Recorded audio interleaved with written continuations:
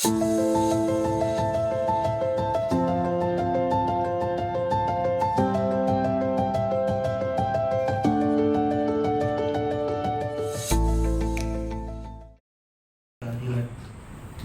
bangsa ini dari fitnah, perpecahan, dan kebencian yang mengoyak persaudaraan.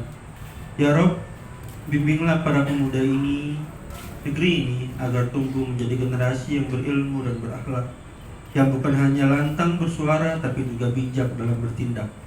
Jadikan semangat Sumpah Pemuda sebagai api penerangan dalam menyalakan obor demokrasi, agar Indonesia terus berdiri tegak, adil, damai, dan bermartabat.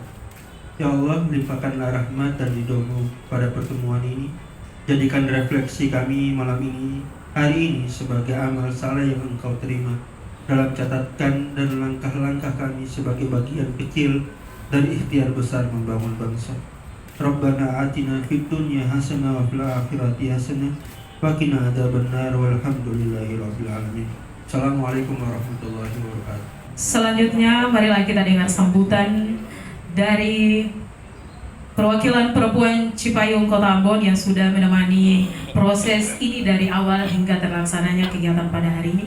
Kepada saudari, dipersilakan. Beserta jajaran adalah Kakak Naam dan teman-teman yang tidak bisa saya sebutkan satu persatu. Yang saya hormati juga teman-teman perempuan Cipayung Plus Kota Ambon serta teman-teman milenial inklusif yang saat ini berkesempatan hadir pada kegiatan ini.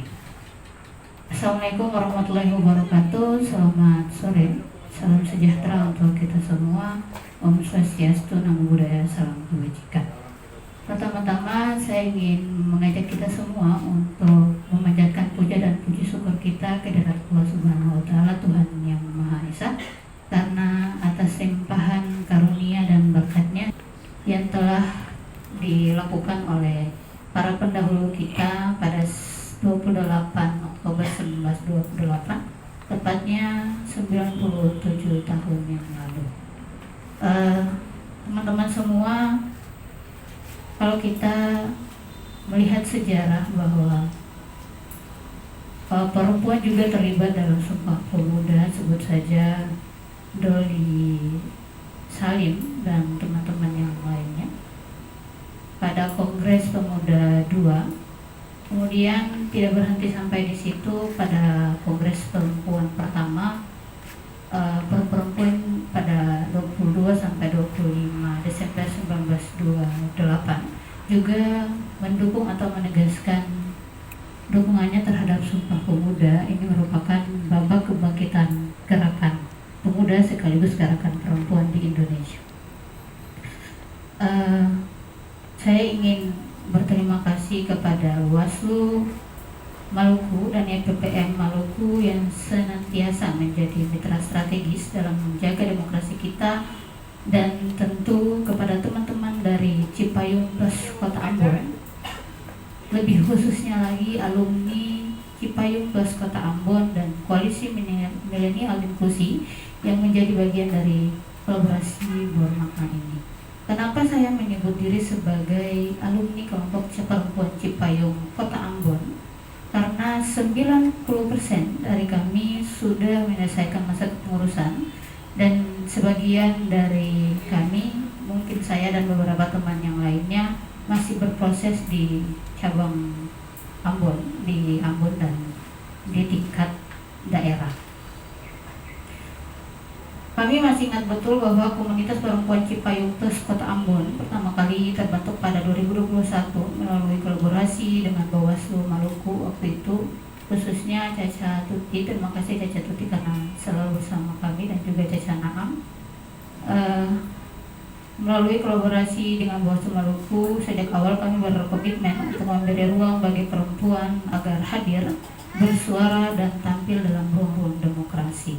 Perjalanan kami ini, teman-teman, tidak berhenti sampai di sini. Pada tahun 2003, kami satu persatu mulai bergabung dalam Koalisi Milenial Inklusi yang dibentuk oleh PPM Maluku melalui program Ketahanan Demokrasi atau Democratic Resilience dari tahun 2023 hingga hari ini.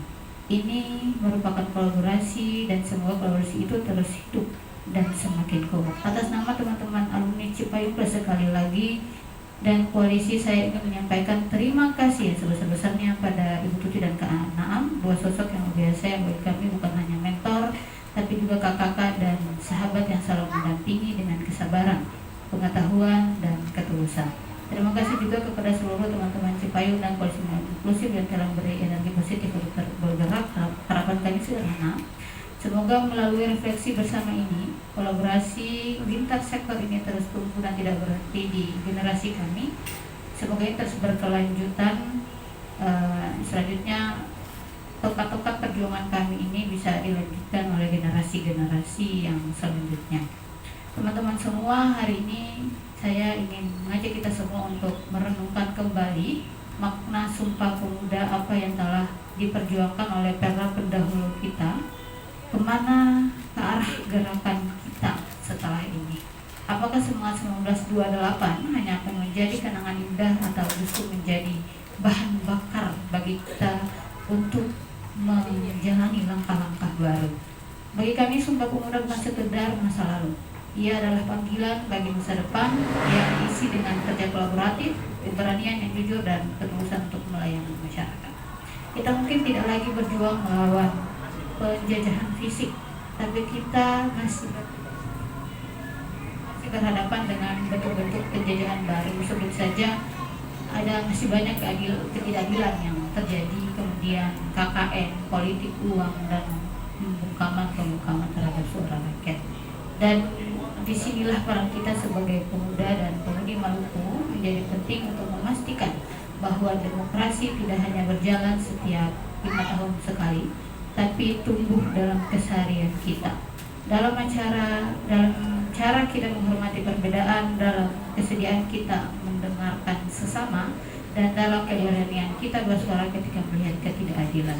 Saya percaya ketika pemuda dan pemudi atau mau bergerak bersama, tidak ada tantangan yang terlalu besar, semuanya akan menjadi lebih mudah. Sejarah bangsa ini sudah membuktikan perubahan selalu dimulai dari yang muda. Maka dari itu, mari kita jadikan momentum Sumpah Pemuda tahun 2025 ini bukan sekedar seremoni, tetapi sebagai gerakan kesadaran baru.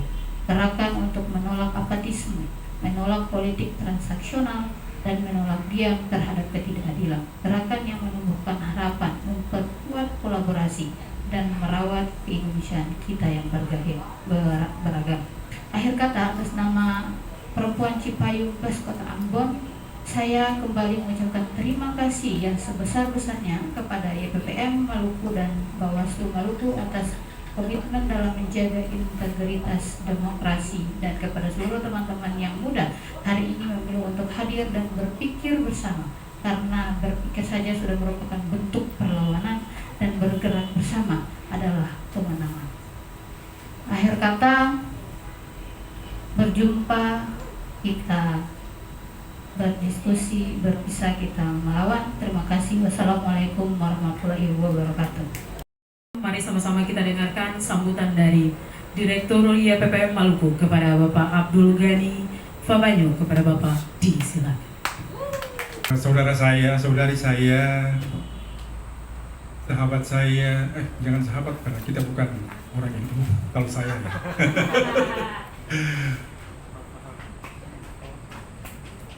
Saudari Astuti, kebetulan sama-sama orang Tidore, jadi ya sudahlah.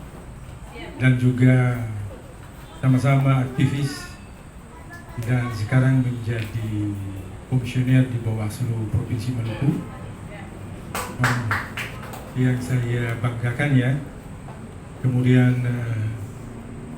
Bapak dosen, Bapak nanti yang akan mengarahkan diskusi hari ini, lalu teman-teman YPPM, kemudian adik-adik teman kelompok Cipayung dan kelompok milenial. Kenapa kelompok Cipayung saya bilang adik-adik? Ya karena memang adik-adik. Saya sebenarnya ya tidak usah bicara banyak dan tidak terlalu formal ya, karena yang formal dan yang banyak sudah lengkap tadi. Tidak tahu mungkin Jia dengan Mega susun konsep bagus juga dia. Ya Nahemia begitulah.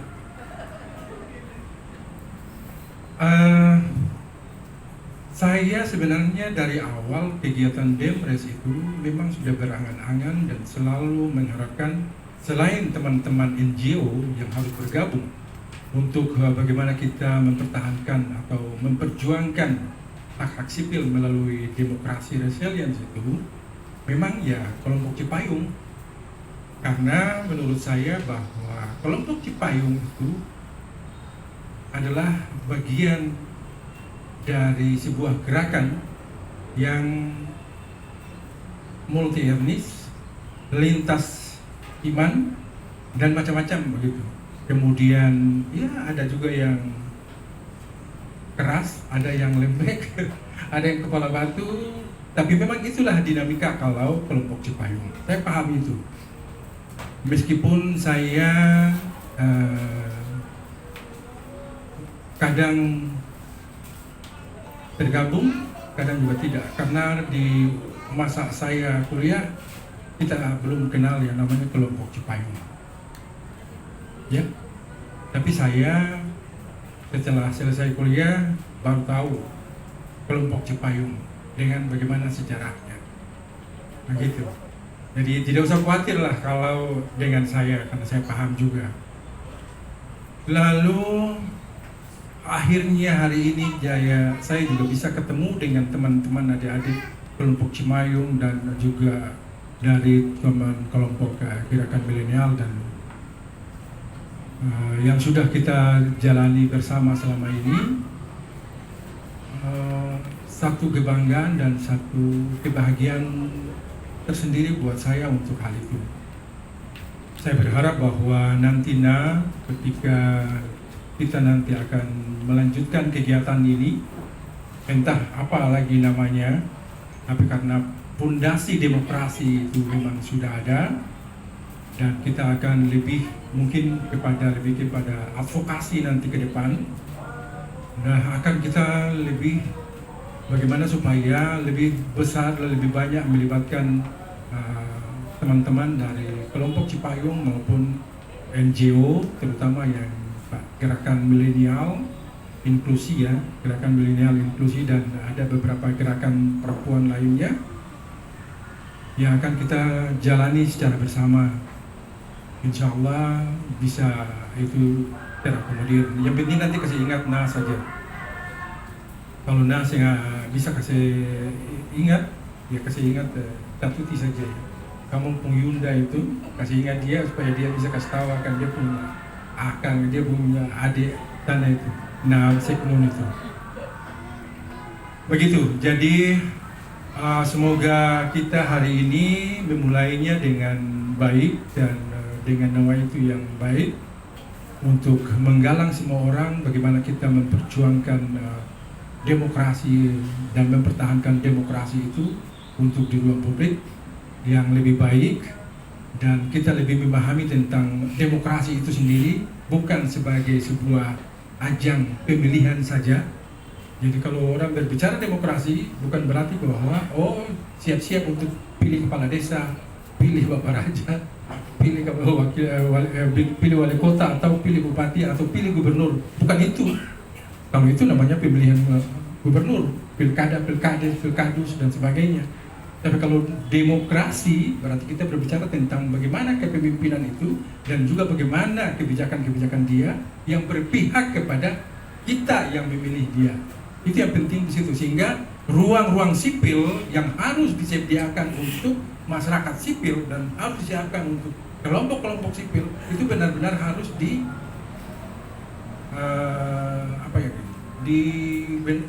diadakan, diberikan kepada masyarakat sipil seutuhnya gitu. Kalau kita memprotes pun mereka harus terima, karena itulah proses demokrasi yang kita bangun. Kesadaran tentang itu baik diberikan menjadi kesadaran buat pemimpin dan kesadaran buat kita masyarakat. Kita menuntut karena kita sadar itu adalah hak-hak politik, hak-hak demokrasi yang harus kita sampaikan. Dan pemerintah itu sadar karena memang itu adalah hak-hak sipil yang harus dia layani, karena dia dipilih untuk melayani masyarakat sipil, bukan dia hanya melayani sesama koleganya. Artinya sesama kolega ini kan misalnya pengusaha dan sebagainya. Meskipun pengusaha itu adalah bagian dari sipil juga, tetapi kan mereka lebih sedikit punya modal, dan kadang kepentingan modal itu ya berbeda dengan kepentingan sipil kita gitu. Karena kita butuh yang gratis begitu ya. Taman kota itu kan sesuatu yang gratis, dan itu harus dimiliki oleh masyarakat sipil yang harus menikmatinya dengan baik. Itu misalnya taman kota. Jangan taman kota ada tapi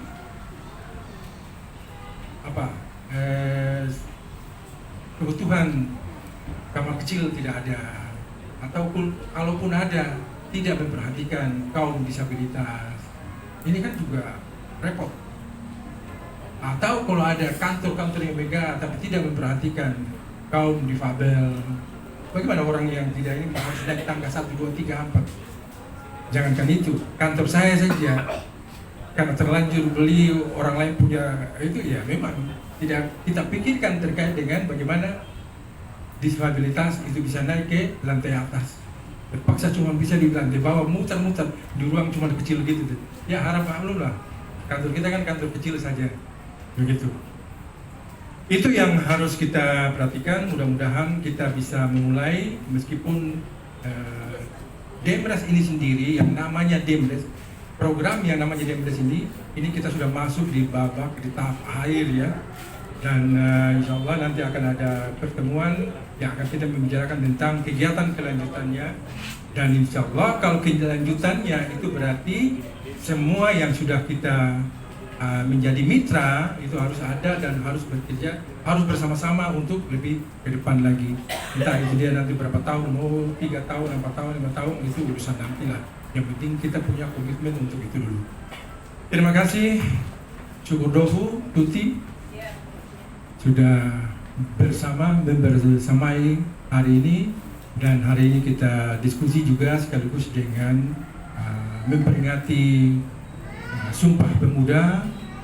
Meskipun kami pemuda-pemuda gaib, pemuda yang sudah uzur, tapi masih pemuda karena semangatnya. Tapi kalau adik-adik di kelompok Cipayung ya masih pemuda, semoga bisa berkontribusi terhadap bangsa dan negara ini. Bukan berarti harus mengiyakan saja, tapi bisa mengkritisi kebijakan-kebijakan atas apa yang dilakukan oleh pemerintah. Tapi bukan berarti kita harus menolak. Mengkritisi bukan berarti menolak, dan mengkritisi itu berarti kita menyampaikan hak-hak sipil kita. Semoga menjadi catatan penting buat kita bersama dan bisa menjadi langkah awal kita bersama sesuai dengan Sumpah Pemuda. Maka hari ini juga dengan Sumpah Pemuda kita akan melangkah bersama untuk memperjuangkan hak-hak sipil kita di wilayah Provinsi Maluku dan Indonesia pada umumnya. Billahi taufiq wal hidayah. Wassalamualaikum warahmatullahi wabarakatuh. Salam.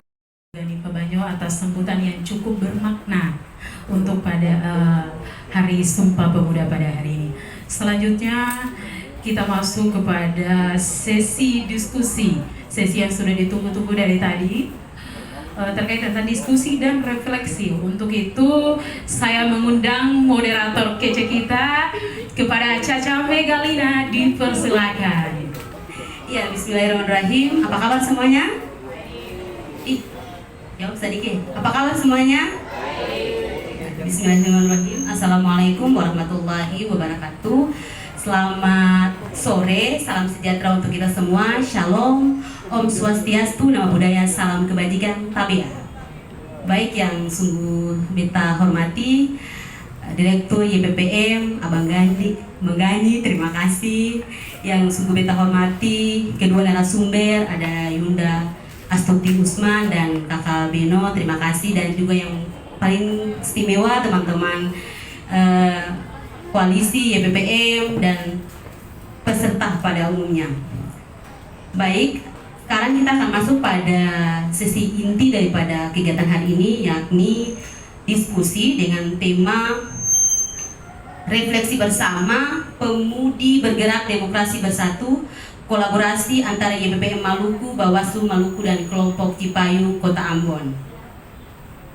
Baik teman-teman, diskusi ini santai tapi bermakna. Karena bareng kedua narasumber kita yang sudah siap banget untuk menyampaikan buah pikir pengalaman mereka. Mari kita sambut yang pertama dari Bawaslu Provinsi Maluku, Yunda Astuti Usman, SAG MH. Kepada Yunda dipersilakan. Baik, selanjutnya saya mengundang juga dengan hormat narasumber kedua kita, seorang anak muda yang kece banget, keren, dan berprofesi sebagai seorang akademisi divisi Unpadi. Kepada kakak Beno Ritiau dipersilakan.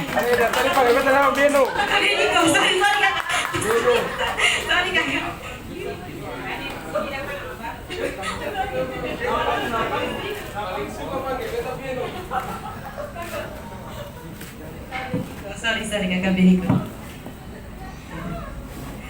Oke teman-teman, langsung saja karena kita juga dibatasi oleh waktu di sini. Yang pertama dari Ibu Astuti Usman, ya. Beliau akan berbicara soal gimana sih peran pemuda dan pemudi dalam menjaga demokrasi biar tetap jujur dan adil, dan juga merefleksi terkait keterlibatan pemuda dan pemudi dalam menjaga demokrasi pada pemilu juga pilkada tahun 2024 lalu. Kepada Yunda dipersilakan. Direktur YPPM Maluku, sudah hampir puluhan tahun baru ketemu beliau. Saya kenal beliau sejak selesai kuliah dan kami aktif di LSM, waktu itu masih di Maluku Utara. Alhamdulillah beliau menjadi orang besar juga di Maluku. Jadi kami sama-sama berjuang dari satu kampung namanya Tidore, dan kami berjumpa di sini dengan latar belakang aktivis yang berbeda. Baik adik-adik sekalian, kelompok Cipayung, alumni kelompok Cipayung, adik-adik koalisi YPPM yang sangat saya hormati dan saya banggakan. Saya kira semua di sini kita sudah saling kenal karena sering berjumpa, ya. Maklum, mohon maaf, mungkin saya juga belum kenal nama satu-satu, walaupun kenal orangnya, tapi namanya tidak banyak yang dihafal. Baik adik-adik sekalian, moderator yang terhormat, Dinda narasumber yang sangat luar biasa. Kita harus regenerasi ya, karena tidak mungkin kita terus berada dan menjadi narasumber seperti itu. Adik-adik kelompok Cipayung ini yang kami siapkan untuk bagaimana ke depan bisa menggantikan kami, apakah di penyelenggara pemilu ataukah di lembaga legislatif, yudikatif maupun lembaga-lembaga lain. Ya, adik-adik yang ada ini. Karena adik-adik ini juga yang selama ini bermitra dengan Bawaslu, ya, sehingga saya tahu bahwa bagaimana proses demokrasi di pemilu dari 2019 kita sudah bersama-sama, pemilihan di tahun 2020 sampai kemarin di tahun 2024 pemilu dan pemilihan serentak. Banyak persoalan yang masih menjadi catatan untuk kita semua pasca pemilu dan pemilihan serentak di tahun 2024 kemarin dan pasca putusan MK 104. Saya kira ini yang menjadi catatan untuk masyarakat sipil yang saat ini sedang menyuarakan. Yang pertama terkait dengan perubahan sistem demokrasi seperti apa. Yang kedua adalah terkait dengan perubahan undang-undang. Apakah nanti undang-undang pemilu dan undang-undang pemilihan itu disatukan? Ataukah seperti apa? Terus masa jabatan anggota DPR dan masa jabatan kepala daerah. Dan juga masa jabatan penyelenggara pemilu. Saya kira ini menjadi catatan-catatan refleksi kita di hari Sumpah Pemuda ini. Banyak hal yang harus kita siapkan untuk melaksanakan putusan MK 104 terkait dengan perubahan pelaksanaan pemilu. Ada pemilu nasional yang nanti kita laksanakan di tahun 2029 dan ada pemilu lokal yang nantinya kita laksanakan di tahun 2031. Nah, 2031 ini yang menjadi persoalan adalah terkait dengan masa jabatan DPR. Karena mereka nanti menjadi 7 tahun lebih. Sedangkan di dalam undang-undang pemilu itu masa jabatan DPR itu bahkan undang-undang dasar itu dipilih setiap 5 tahun sekali. Ya. Pasal 28 ayat 2 kalau tidak salah.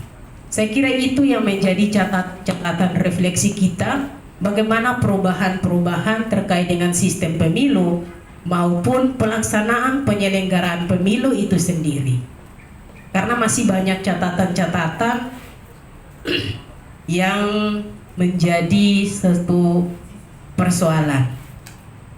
Baik di dalam proses tahapan pelaksanaan pemilu itu sendiri, ya mulai dari perekrutan ad hoc. Nah, itu apakah diawasi oleh masyarakat atau tidak? Ataukah fungsi daripada pengawasan masyarakat itu ada di mana? Apakah dia nanti hanya pada saat pemungutan dan penghitungan suara yang selama ini kita kenal? Padahal tidak. Tahapan pelaksanaan pemilu itu ada 11 tahapan.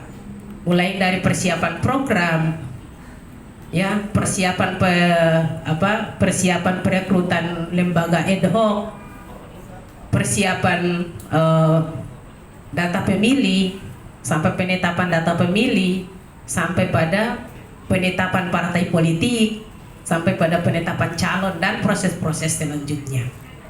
Saya kira ini mulai dari awal harusnya proses ini sudah melibatkan masyarakat dalam mengawasi, sehingga berbagai keterbukaan itu, apakah itu terkait dengan persyaratan calon, persyaratan partai politik, dia tidak akan menjadi persoalan seperti yang dialami di beberapa kabupaten dan provinsi yang lain. Misalnya terkait dengan ijazah dan hal-hal lain, kependudukan. Itu kan persoalan-persoalan yang bukan menjadi tabu. Tetapi dalam proses pengawasan kita dibatasi. Padahal itu tidak harus dibatasi. Dibuka saja untuk umum, untuk memberikan masukan dan sebagainya. Sehingga dia tidak akan terputus di tengah jalan pada saat sudah ditetapkan baik menjadi anggota DPR maupun menjadi kepala daerah. Karena proses awalnya itu sudah terbuka untuk semua. Saya kira ini catatan penting dan juga banyak catatan-catatan lain yang nanti bisa adik-adik memberikan masukan kepada kami.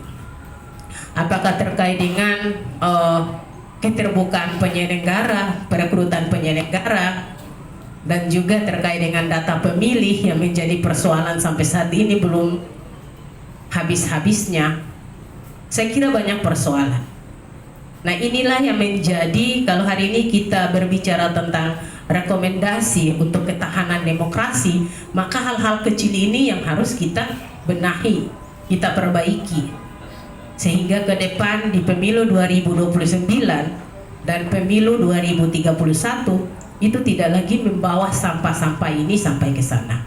kita sudah akan memperbaiki apakah itu terkait dengan sistem pemilu dan penyelenggaraan, baik mulai dari perekrutan dan sebagainya.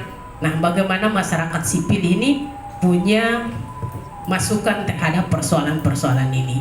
Jadi bukan hanya nanti pada saat pemungutan baru itu menjadi persoalan kita, tidak. Tapi banyak persoalan dari awal proses pelaksanaan teknis itu sudah harus kita awasi bersama, sehingga persoalan itu dia tidak akan muncul setelah pasca penetapan dan pelantikan misalnya. Saya kira itu pengantar dari saya, biar forum ini aktif, karena kita santai, kita melakukan refleksi, maka kami juga membutuhkan ya masukan-masukan yang baik dari adik-adik sekalian. Terima kasih, saya kembalikan. Ya, mungkin kita berikan aplaus kepada Yunda Astuti Usman.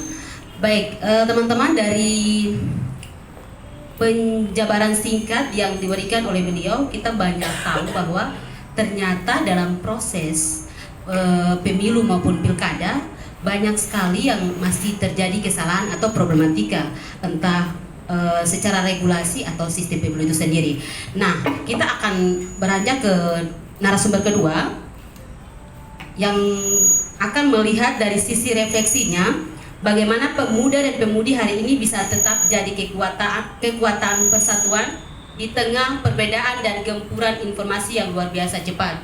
Mungkin Kakak bisa lanjut. Kakak Beniko, silakan Kakak Beniko. Moderator semua lagi sebut beta pun nama. Baik, terima kasih moderator. Pas Ibu Tuti, terima kasih, tadi refleksinya menarik sebetulnya untuk disimak tidak hanya oleh teman-teman tapi juga oleh beta sebagai sebagai bagian dari forum ini gitu. Memang jika diminta soal memaparkan refleksi, tapi mungkin sebelum masuk ke situ tadi Ibu Tuti sebetulnya mulai dengan memberikan semacam clue begitu bahwa pasca pemilu dan pemilu kada 2024 Bawaslu sebetulnya secara kelembagaan bersifat sangat terbuka untuk menerima banyak masukan yang bersumber dari catatan teman-teman Katung semua. Dan sebagai dosen tentunya ada banyak sekali catatan, dan ini sebetulnya menjadi satu rangkaian dari bagian refleksi refleksi panjang pelaksanaan pemilu dan pemilu kada yang sudah berlangsung beberapa bulan lalu. Jika dimintai misalnya pendapat apa kira-kira refleksi yang perlu diuraikan menyangkut dengan peran strategis dan aktif dari pemuda dan secara spesifik berkaitan dengan pemilu, beta dalam satu sesi diskusi kita pernah bilang begini di kampus, kita pernah bilang pemuda dan pemudi gitu ya, dong sering kali dilema karena di satu sisi wacana progresif itu semua bertumpu di pemuda gitu ya. Pemuda selalu dibayangkan sebagai sosok yang progresif, dong cepat merespon informasi, lalu inovatif gitu. Tapi di sisi yang lain patologi sosial itu juga menumpuk di pemuda. Kita tahu kekerasan juga sering kali dilakukan oleh pemuda. Bahkan jika kalau kita mau seret dalam konteks politik elektoral, pemuda juga terkategori sebagai kelompok-kelompok paling rentan dalam proses politik elektoral. Rentan soal apa? Rentan untuk dimobilisir misalnya, rentan untuk dijadikan sebagai bagian dari praktik politik yang menyimpang misalnya. Jadi di satu sisi pemuda dibayangkan sebagai sosok yang progresif, inovatif, cepat beradaptasi, tapi di sisi yang lain ada ada patologi yang mesti dipikul dan mesti diselesaikan. Nah, patologi-patologi itu yang membuat tampaknya kita harus berpikir apa yang penting dan harus dilakukan oleh pemuda ke depannya. Memang bicara tentang pemuda ini kan sing tunggal. Jadi pemuda itu kan subjek yang tidak tunggal. Katong yang hadir duduk di sini mungkin merepresentasikan sebagian kecil saja dari karakteristik pemuda. Pemuda itu semacam gelombang, floating. Ada yang latar belakangnya aktivis, mungkin katong semua yang duduk di sini sedikit banyak punya latar belakang aktivis. Tapi ada juga yang mungkin tidak punya latar belakang sebagai aktivis, mungkin sibuk di geng-geng motor, macam-macam kan. Komunitas-komunitas apapun itulah yang tampaknya belum cukup intens dan belum cukup terjamah dengan wacana-wacana progresif yang sejauh ini sudah kami diskusikan. Nah, kita membayangkan sebetulnya mungkin bisa dimulai dari forum ini, atau sebetulnya YPPM sudah mulai mengupayakan dengan memperluas cakupan wacana percakapan di dalam forum-forum progresif semacam ini untuk menjangkau sebanyak mungkin orang. Sebab seperti tadi, kategori pemuda itu sangat floating dan sangat banyak sekali dengan karakteristik yang berbeda-beda. Kalau katong yang misalnya yang sebagian besar latar belakang sebagai aktivis mungkin sudah sangat familiar dengan istilah-istilah dalam politik elektoral, bahkan sudah sangat familiar dengan istilah-istilah praktik politik dan demokrasi. Tapi bagi pemuda yang sejauh ini belum terpapar dengan wacana itu, mungkin itu masih menjadi sesuatu yang sangat asing. Nah, sebetulnya itu bukan hanya tugas Bawaslu sebetulnya, tapi juga tugas kita bersama sebetulnya untuk memastikan menjangkau sebanyak mungkin elemen pemuda agar punya pemahaman yang sama, minimal kalaupun tidak setara minimal sama dalam cara kita memahami tentang apa dan bagaimana hendaknya politik itu diterapkan. Nah, tadi kita terkesima sebetulnya dengan pengantar dari perwakilan teman-teman Cipayung ketika menguraikan sedikit menyentil tentang sejarah Sumpah Pemuda. Kalau kita belajar sejarah kan Sumpah Pemuda itu lahir dari spirit pemuda Indonesia untuk menentang gerakan kolonialisme yang masif pada saat itu, penjajahan kita tahu. Dan tadi sebetulnya disampaikan dengan sangat menarik bahwa penjajahan yang kita maksudkan sudah bertransformasi semakin kompleks. Kalau dulu kita sangat mudah untuk membayangkan siapa yang menjadi kata musuh misalnya. Kalau pada masa-masa Orde Lama, masa-masa kemerdekaan itu kan kita mudah sekali untuk mengidentifikasi siapa yang jadi musuh bersama, yakni kolonialisme, kolonial, penjajah, orang asing, bahkan mungkin mereka yang berkulit putih dan rambutnya pirang misalnya. Tapi kalau sekarang wacana penjajahan itu kan sudah mengalami transformasi yang semakin kompleks. Bahkan orang sesama itu bisa menjadi penjajah dalam bentuk yang lain. Ini sebetulnya berkaitan juga dengan yang tadi disentil sempat disentil oleh siapa namanya, oleh Pak Gani tadi, bahwa untuk membongkar tentang watak penjajahan yang sudah semakin kompleks dan mengalami transformasi, kita tampaknya dapat memulai dengan memahami praksis demokrasi tidak semata-mata berkaitan dengan pemilu. Praksis demokrasi itu berkaitan dengan upaya kita secara daily dalam keseharian untuk merebut ruang-ruang sipil, ruang-ruang kebebasan. Dan itu kan persis pada saat perluasan wacana demokrasi tadi, maka kita akan berjumpa dengan ragam watak penjajahan yang semakin kompleks. Di kampus, mungkin mahasiswa sering bilang di kampus juga katong penjajahnya ada. Di mana? Di tempat nongkrong penjajahnya juga pasti ada. Dengan kata lain, wacana tentang penjajahan sudah semakin kompleks dan itu sebabnya membutuhkan model intervensi yang juga semakin kompleks, yang juga harus berubah begitu. Nah, berkaitan dengan itu jika dikorelasikan sebetulnya dengan perjalanan panjang perjalanan panjang pemilu dan pemilu kada, politik elektoral, sebetulnya ada banyak sekali catatan yang membekas. Mungkin juga dapat dijadikan sebagai sumber inspirasi begitu untuk memikirkan apa kira-kira baiknya perubahan-perubahan dan perbaikan ke depan menjelang politik elektoral mungkin pada periode 2009 dan seterusnya. Nah, saya beranggapan sebetulnya, beranggapan misalnya seperti teman-teman di Bawaslu, teman-teman di Bawaslu sebetulnya punya instrumen yang sangat luas begitu, punya instrumen pengawasan yang sangat luas. Kenapa sangat luas? Karena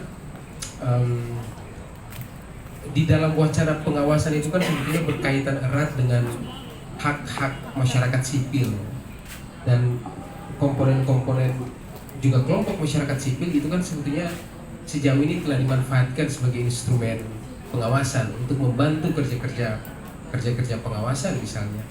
Tetapi catatan yang lain juga kan sebetulnya berkaitan dengan penyelenggaraan teknis pemilu dan juga pemilu kada. Saya kira Ibu Tuti beberapa waktu lalu, kurang lebih 1 minggu lalu atau 2 minggu lalu kurang lebih, kami sebetulnya bersama-sama dengan teman-teman YPPM itu sudah merumuskan beberapa poin rekomendatif yang diusulkan sebagai bagian dari upaya untuk memperbaiki praktik pemilu. Mungkin usulan rekomendatif itu tidak berbentuk ke dalam ansih kodifikasi undang-undang, tetapi minimal ada pokok-pokok pikiran yang dituangkan di situ untuk memperkuat sebetulnya wacana tentang revisi undang-undang pemilu misalnya. Salah satu yang paling membekas itu kan misalnya menyangkut dengan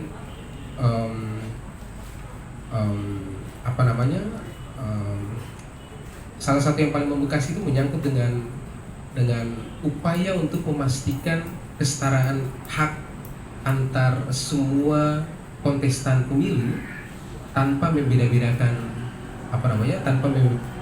tanpa membeda-bedakan kelompok begitu. Kita berkaca dari pengalaman ketika incumbent seolah-olah punya fasilitas yang jauh lebih mumpuni ketimbang paslon yang lain. Itu kan sebetulnya jadi semacam catatan reflektif untuk memikirkan bagaimana setting pemilu itu bisa berlaku adil kepada semua. Belum lagi misalnya dengan ada fakta misalnya tentang afiliasi antara partai politik dan juga elit dengan media-media mainstream, yang sebagian besar media mainstream itu dikuasai untuk memframing gitu ya, untuk menguasai dominasi informasi yang tentunya menguntungkan bagi sekelompok elit dan juga parpol. Kita tahu bagaimana afiliasi MNC dengan Perindo misalnya, dengan MNC Group misalnya, MNC Group, Global TV, RCTI dengan Haritano Sudibyo misalnya. Ketika MNC Group itu dimanfaatkan sebagai platform unofficial untuk menginformasikan secara terus-menerus partai Perindo, rata-rata kita jauh lebih hafal lagu Mars Perindo ketimbang lagu Mars Indonesia misalnya, lagu Indonesia Raya atau lagu Mars Pemuda misalnya. Itu karena promosi informasi yang sangat dominan dilakukan oleh partai politik yang punya afiliasi kental dengan media mainstream, dan tampaknya untuk problem semacam itu kan tampaknya belum diatur secara teknis dalam pengawasan. Nah itu sebetulnya beberapa masalah diantara sekian banyak masalah yang berbuah sebagai catatan rekomendatif yang dihasilkan melalui teman-teman koalisi pemuda, koalisi masyarakat sipil untuk merekomendasikan pokok-pokok pikiran di dalam perbaikan revisi undang-undang pemilu. Salah satu juga yang krusial kemarin yang sempat juga disinggung sebetulnya Ibu Tuti, yakni menyangkut dengan ada kekhususan pelaksanaan pemilu di wilayah-wilayah kepulauan, khususnya seperti Maluku. Kita berhadapan dengan kawasan 3T yang sangat rentan dengan pelanggaran misalnya, mengingat fasilitas teknologi informasinya belum cukup canggih, pelaporannya terhambat misalnya, dan itu sangat rentan dimanipulasi kita mendorong sebetulnya ada perlakuan khusus untuk kawasan-kawasan tertentu, semisal seperti Maluku. Nah, ada banyak sebetulnya catatan yang dihasilkan dari teman-teman YPPM untuk penguatan praksis praksis politik, tidak hanya untuk hari ini tapi juga untuk kedepannya. Tetapi prinsipnya saya kembali tadi kepada yang sempat diucapkan oleh Pak Gani bahwa praksis demokrasi itu tidak hanya menyangkut pelaksanaan pemilu yang momentual dan 5 tahunan, tapi praksis pelaksanaan pemilu itu berkaitan erat dengan keseharian masyarakat sipil, keseharian warga negara, untuk memastikan bahwa hak-hak sipil warga negaranya itu terpenuhi, dan dipenuhi oleh siapa? Oleh negara tentunya. Hak kita terhadap informasi, hak kita terhadap apapun, fasilitas publik dan macam-macam. Itu sebabnya forum-forum semacam ini penting dilakukan, tidak hanya untuk hari ini tapi juga untuk kedepannya, guna mempertegas posisi kita sebetulnya untuk memperkuat wacana demokratisasi di tengah-tengah masyarakat sipil, di tengah-tengah kehidupan masyarakat sipil. Nah, kita rasa mungkin itu semacam pengantar begitu ya. Kita sama seperti Bu Tuti, itu semacam pengantar. Nanti kita akan diskusi, bertukar pikiran, dan selebihnya kita kembalikan kepada moderator. Terima kasih moderator. Ya, terima kasih Abang Beniko sudah memaparkan penjelasan yang begitu singkat tapi sangat bermakna, dan ada beberapa catatan refleksi yang beliau sampaikan juga. Mungkin kita akan masuk pada sesi diskusi, sesi tanya jawab, atau yang mau bertanya, yang mau menyampaikan pendapat, merefleksi gerakan-gerakan teman-teman atau apapun itu, kami persilakan. Mungkin dua kiri saya dan dua kanan saya. Ya, silakan yang mau angkat tangan. Warahmatullahi wabarakatuh. Salam. Yang terhormat Ayundaku Caca Tuti, Abang Bekno, Abang Beniko. Abang Beni. Oke, maaf Abang. Ya, mungkin ini pertanyaan saya. Mungkin saya masuk saja. Bagaimana semangat persatuan dalam Sumpah Pemuda dapat membantu memperkuat ketahanan demokrasi di Indonesia pada masa sekarang? Itu saja, dikembalikan. Terlebih dahulu saya memberikan apresiasi yang luar biasa kepada moderator kece dan juga Bapak Ibu para narasumber dan teman-teman dari YPM untuk Kakak Zia dan teman-teman luar biasa sudah menggagas tema yang begitu keren. Sebelumnya saya bertanya terkait dengan demokrasi dan regulasi. Kemudian Bunda Tuti yang sudah dijelaskan, kita bicara persoalan demokrasi yang dimana kita ketahui bahwa mohon maaf, yang menjadi pertanyaan saya di sini, jika kita bahas tentang demokrasi dan regulasi pemilu, adakah langkah-langkah penting yang memang benar-benar memberikan mereka para penyelenggara itu lebih patut dengan undang-undang untuk menjalankan langkah dan tugas mereka itu emang benar-benar menghasilkan hasil yang murni. Kenapa? Karena kita bicara persoalan demokrasi yang mana kita ketahui bersama bahwa dari rakyat, oleh rakyat, dan untuk rakyat itu selalu saja mengecewakan atau menjadi dibilang menjadi pelaku untuk rakyat itu sendiri.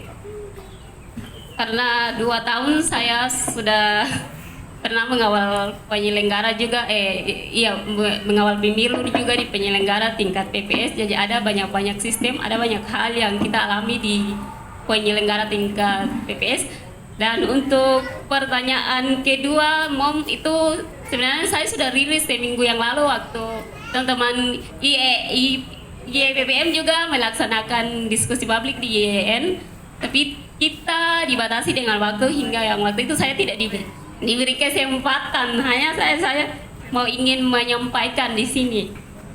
Untuk pertanyaan kedua saya rilis di sini. Jika negara mempersiapkan undang-undang sebagai kekuatan hukum, kita mungkin percaya dan mampu menjalankan amanat undang-undang dengan benar dan hati-hati. Namun sekarang pertanyaannya, bagaimana dengan penyelenggara-penyelenggara tersebut? Apakah mereka bisa dipercaya? Bahkan banyak penyelenggara-penyelenggara keluar dari sumpah jabatan yang salah, menggunakan kekuasaan demi kepentingan semata. Banyak kasus-kasus ya banyak kasus-kasus dari setiap pesta demokrasi, lembaga dan undang-undang itu hanya sebagai formalitas, dan yang terjadi adalah hitam di atas putih demi kepentingan individu, kelompok, partai politik, dan bahkan demi jabatan dan kekuasaan. Pada akhirnya siapa yang menjadi korban? Saya selaku aktivis perempuan melihat fakta bahwa ada rakyat yang korban demi kerakusan dan tipu daya atas nama demokrasi itu sendiri. Mungkin itu saja. Terima kasih. Mohon dikembalikan.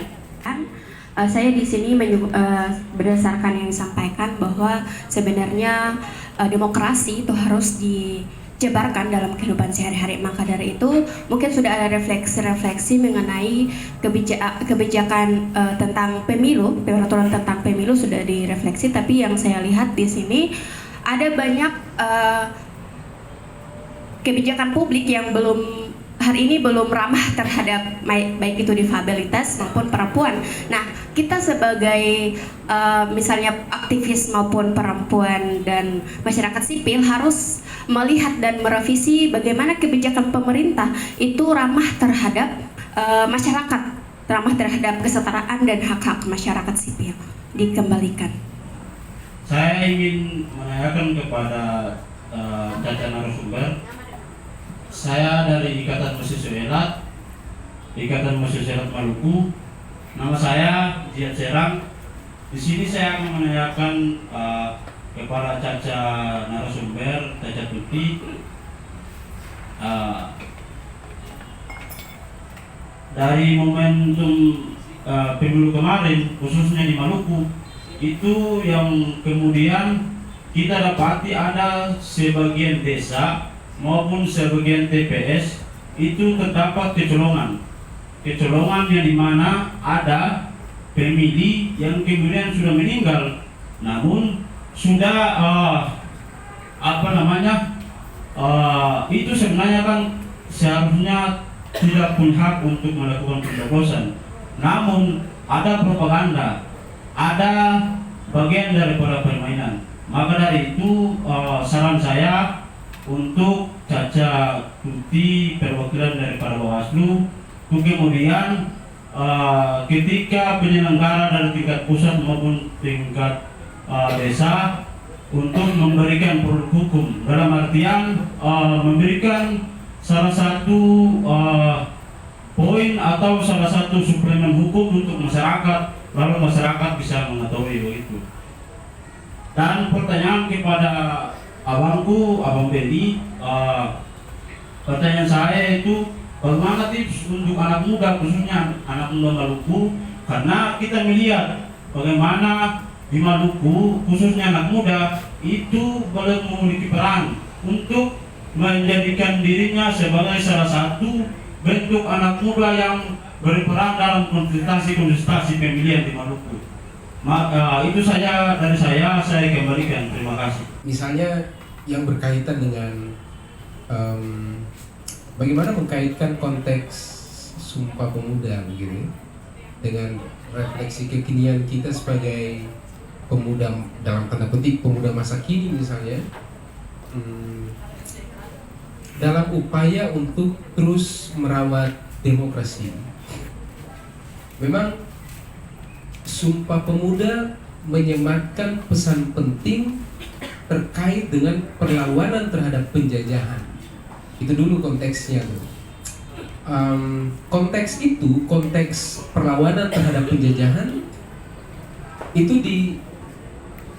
ditransmisikan, gitu ya, ditransmisikan beyond beberapa generasi hingga dijadikan sebagai pedoman pemuda hingga saat ini. Idealnya begitu, dijadikan sebagai pedoman pemuda di saat ini untuk meng-create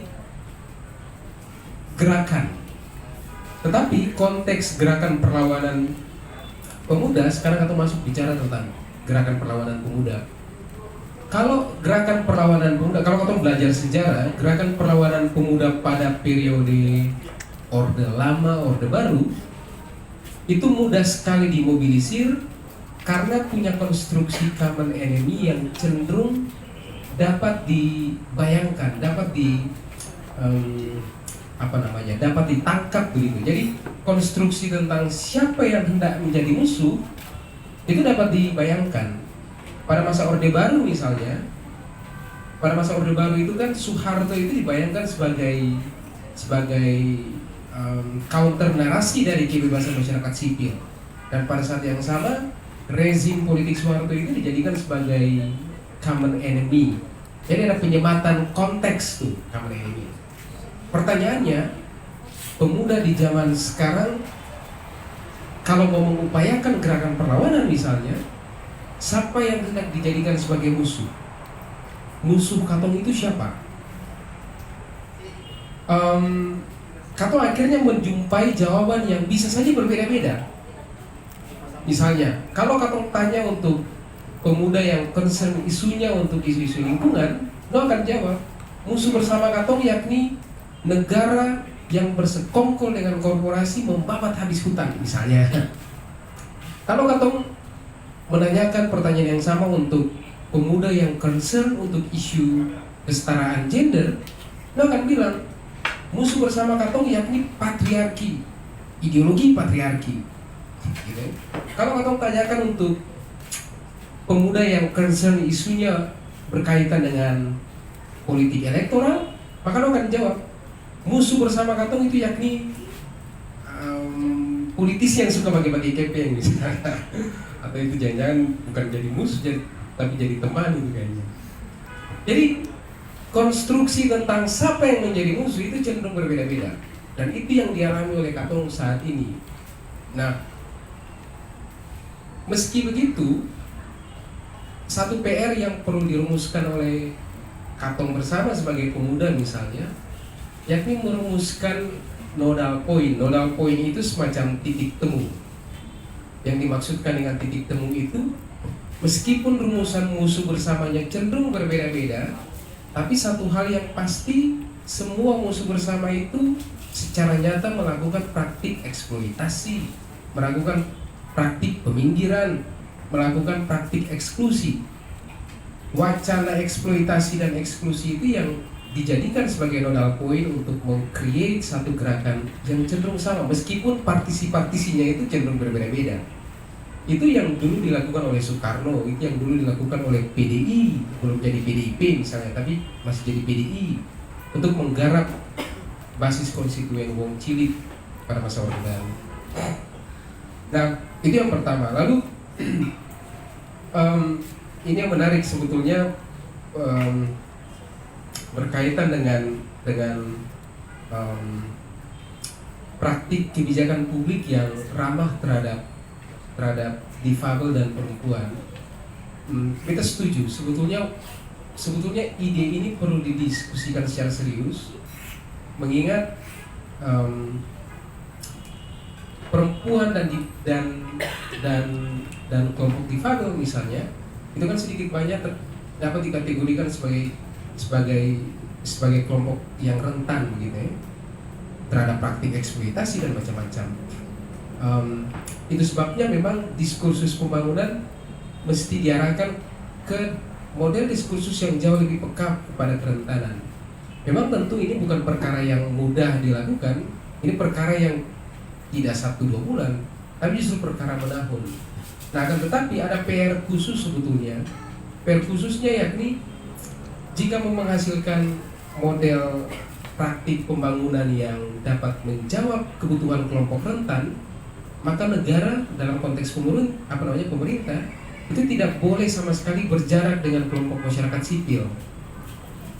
Dong justru harusnya terkonsolidasi. Nah, yang terjadi justru sebaliknya. Negara seolah-olah punya ada gap yang cukup jauh antara kelompok masyarakat sipil dengan negara, sehingga kelompok masyarakat itu seolah-olah kelompok masyarakat sipil semata-mata menjadi objek exercising kebijakan negara yang tidak berkarakteristik tidak berkarakteristik inklusif dan juga partisipatif. Itu situasi yang terjadi apabila negara dalam konteks pemerintah itu cenderung punya gap yang cukup jauh dengan kelompok masyarakat sipil.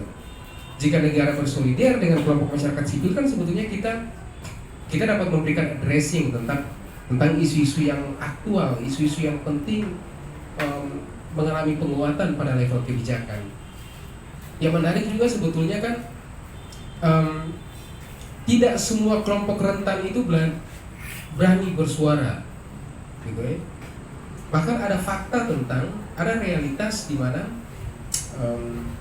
ada kelompok rentan yang saking tidak bisanya saking tidak beraninya dia bicara, suaranya itu diwakili oleh sebagian kecil kelompok masyarakat sipil, gitu ya.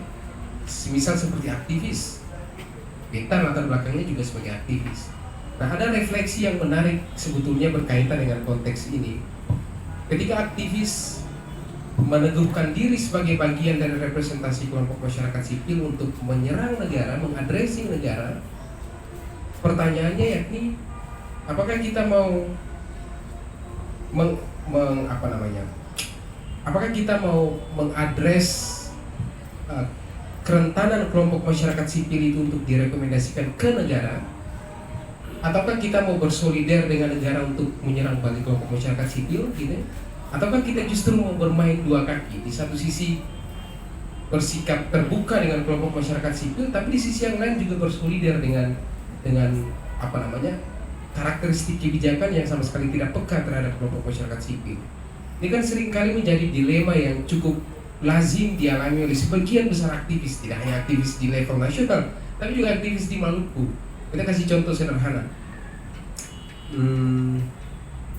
Atau kan seringkali menjumpai ada aktivis itu yang hari ini dia protes itu pemerintah, kayak gitu ya. Pegang negara ini susah yang ada lagi istilahnya gitu. Dia mau bakar-bakar itu pemerintah. Dia berdiri atas nama pedagang, dia berdiri atas nama nelayan misalnya. Dia memprotes pemerintah karena karakteristik kebijakan pemerintah itu mengorbankan sebagian besar masyarakat kecil. Tiba-tiba 3 hari kemudian dia foto selfie-nya itu mesra sekali dengan pejabat. Itu tidak hanya dialami oleh sebagian besar aktivis nasional, tapi juga di Maluku ada juga yang bahkan kita pun teman-teman juga banyak yang kayak gitu kan. Nah, ini sebetulnya kan jadi semacam dilema. Apakah kita mau konsisten bersolider dengan masyarakat sipil untuk menjadi megafon masyarakat sipil, ataukah justru kita mau kompromi gitu dengan karakteristik kebijakan yang sama sekali tidak peka dengan kerentanan masyarakat sipil. Nah, berkaitan dengan tips, kita kurang kita agak geli kalau pakai kata tips. Karena tips-tips ini kan kadang-kadang kita mesti uraikan satu-satu kan. Kayak jam tips belajar itu mesti tidur jam sekian, bangun jam sekian, baca bukunya berapa. Tapi lebih kepada kiat. Memang satu hal yang pasti kan keterlibatan pemuda dalam pemilu, dalam mengawal isu-isu kepemiluan misalnya, atau bahkan dalam proses politik elektoral yang sangat praksis, itu kan terwujud ke dalam beberapa konteks, ke dalam beberapa hal.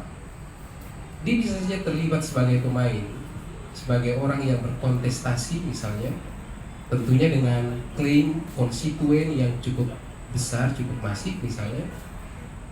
Dia bisa juga menjadi kritikus, pengamat, pencatat peristiwa gitu, orang yang mengadvokasi setiap kali ada kerentanan, setiap kali ada crack yang terjadi tidak hanya pada tubuh penyelenggara pemilu, tapi pada praksis penyelenggaraan pemilu. Tetapi dia juga dapat terlibat sebagai bagian dari organ-organ sipil pengawasan praksis kepemiluan. Dan itu kan sejauh ini yang secara normatif telah diterapkan. Nah, akan tetapi yang menarik kan sebetulnya kita menguji tentang konsistensinya.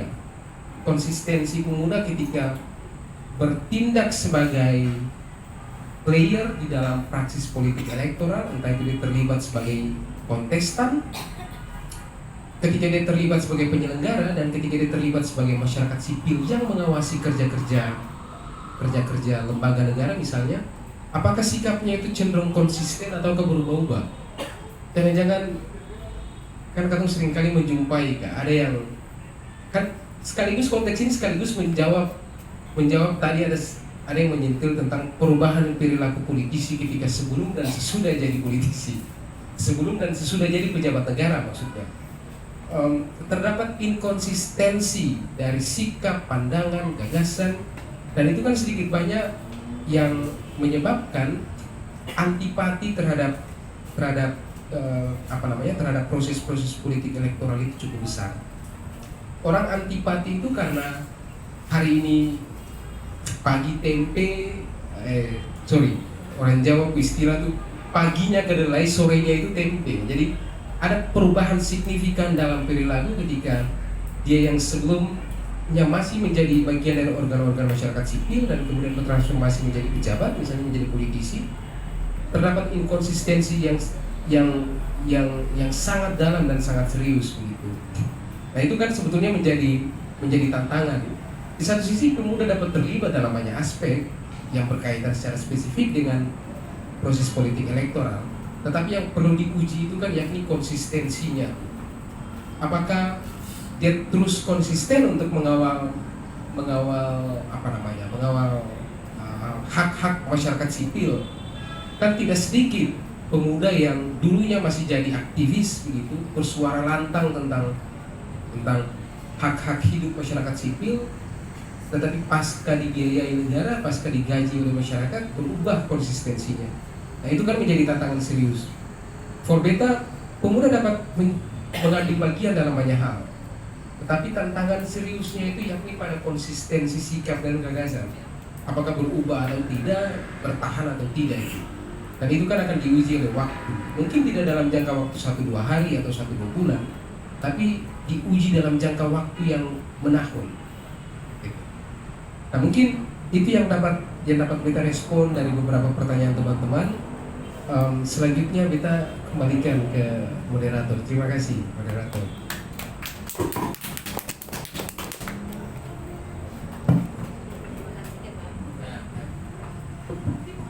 Terima kasih Kakak Beni atas jawaban atas pertanyaan dari teman-teman. Mungkin langsung saja ke Caca Yunda Astuti Usman. Kepada Yunda dipersilakan. Ya baik, forum yang sangat luar biasa ya di sore menjelang malam ini. Beberapa masukan dan juga pertanyaan dan juga tadi sudah direspon oleh Adinda Beni, sangat luar biasa bahwa bagaimana kolaborasi ini akan berjalan dan menjadi satu kekuatan. Saya dari pertanyaan yang terakhir ya, setiap pemilu ke pemilu persoalan tentang data pemilih itu menjadi prioritas nomor 1. Selain pelanggaran-pelanggaran lain yang dilakukan baik sebelum persiapan pelaksanaan tahapan sampai pada penetapan. Jadi data pemilih ini kenapa orang yang sudah meninggal banyak sekali masih ada sampai saat ini. Sekarang setiap 3 bulan sekali, bahkan setiap hari, setiap bulan itu KPU punya agenda namanya verifikasi data pemilih berkelanjutan. Jadi data pemilih berkelanjutan itu setiap bulan dilakukan oleh KPU. Nah, Bawaslu ada program yang namanya uji petik. Jadi saya kira ini juga kalau kolaborasi ini kita lakukan bersama dengan Solidaritas YPPM, saya kira ini kita bisa menjawab nanti di tahun 2029 nanti terkait dengan data pemilih yang bermasalah. Yang pertama itu ada, kalau tidak salah ada 4 item. Satu diantaranya adalah pemilih yang sudah meninggal dunia, pemilih yang sekarang pensiunan TNI Polri. Mereka 2029, misalnya kita hitung dari pemilu 2024 sekarang, itu kan pasti ada yang sudah pensiun TNI Polri. Mereka akan menjadi masyarakat sipil dan punya hak untuk memilih maupun dipilih. Yang ketiga adalah masyarakat yang akan menjadi TNI Polri, atau dia sudah sekarang tes jadi polisi, jadi tentara, berarti mereka tidak lagi punya hak pilih. Nah, persoalan data dan keempat adalah pindah memilih. Nah, persoalan itu yang nanti di tahun 2029 bahkan di 2031 akan sama. Kenapa harus sama? Saya di penyelenggara ini sudah hampir 15 tahun. Bukan 15, lebih. Karena saya mulai dari penyelenggara di tingkat bawah. Sudah mendekati 20 tahun. Kenapa pemilih yang sudah meninggal itu tetap namanya ada? Karena undang-undang itu, ini aturan di undang-undang pemilu itu, bahwa barang siapa yang menghilangkan hak orang, maka kita akan berhadapan dengan hukum. Kenapa persyaratan terkait dengan data pemilih yang tidak lagi memenuhi syarat seharusnya harus dihilangkan? Nah, katong punya masyarakat yang ada di desa itu kan malas mengurus akta kematian. Salah satu persyaratan untuk bagaimana menghilangkan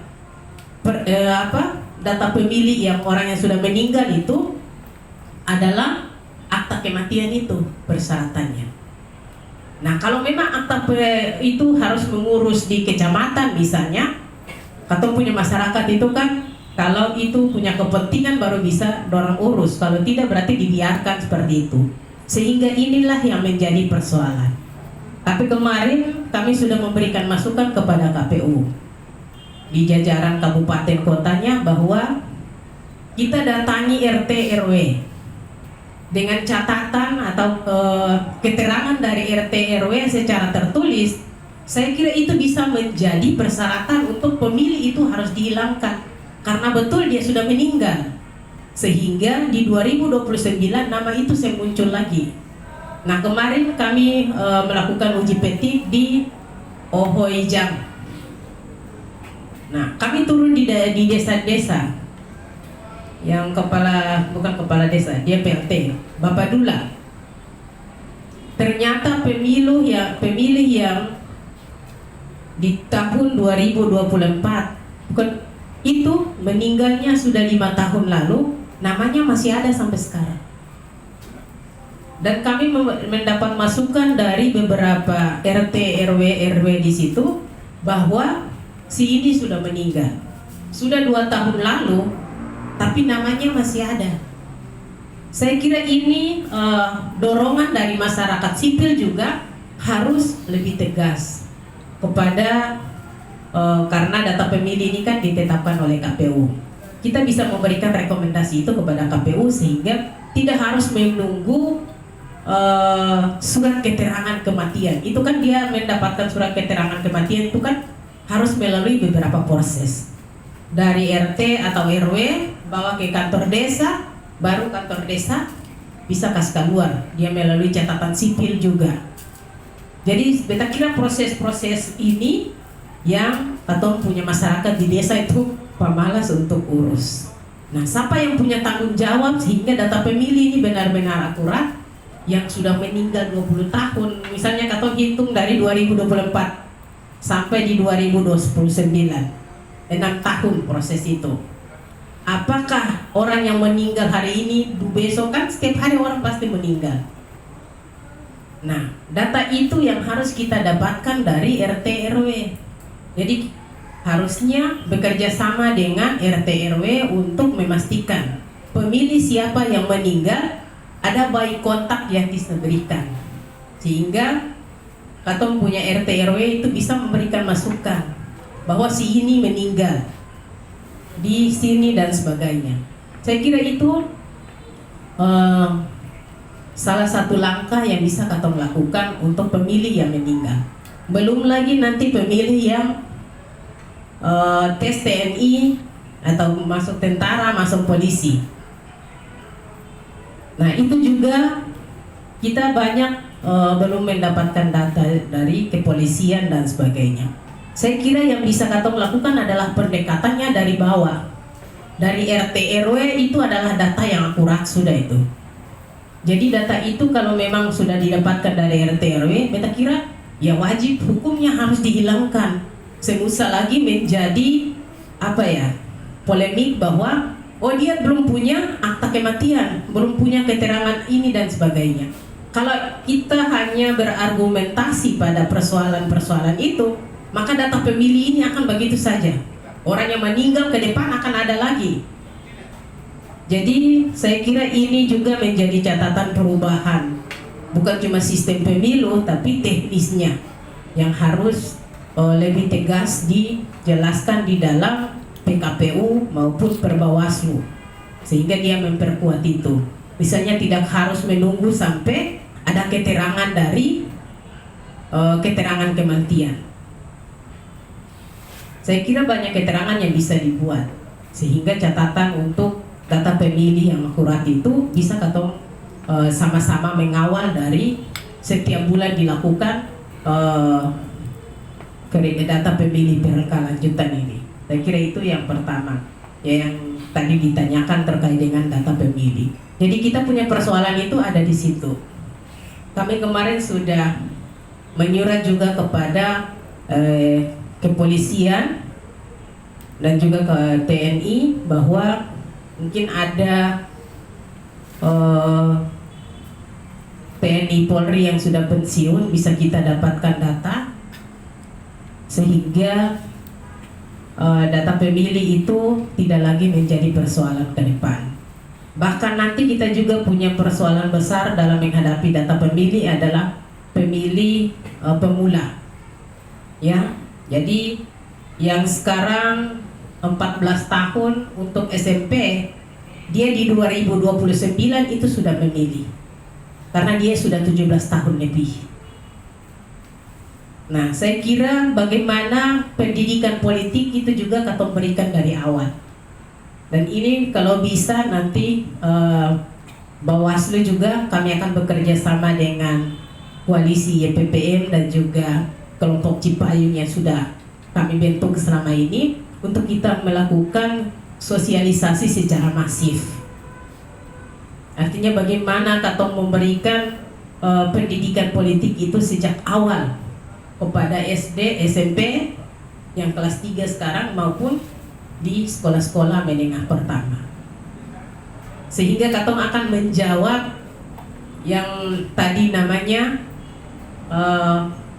mereka nanti pada saat pemungutan baru hadir di TPS.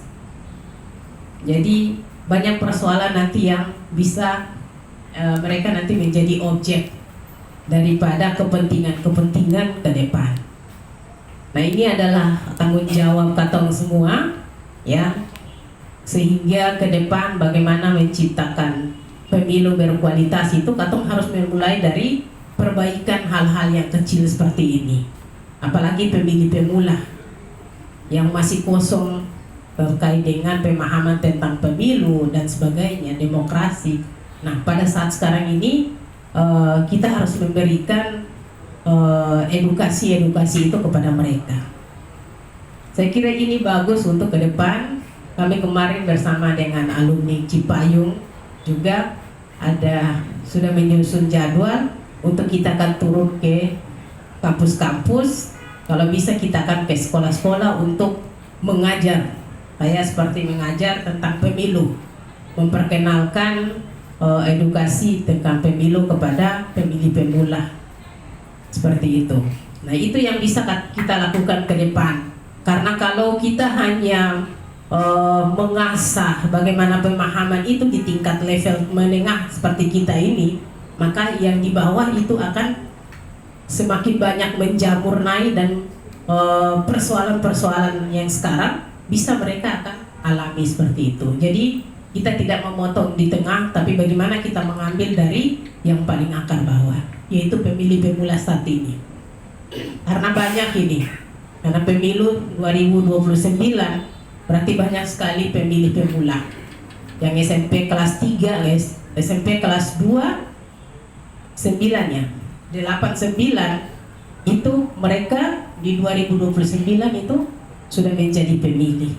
Nah, bagaimana kita mengisi kekosongan daripada pemahaman orang tentang pemilu itu sendiri.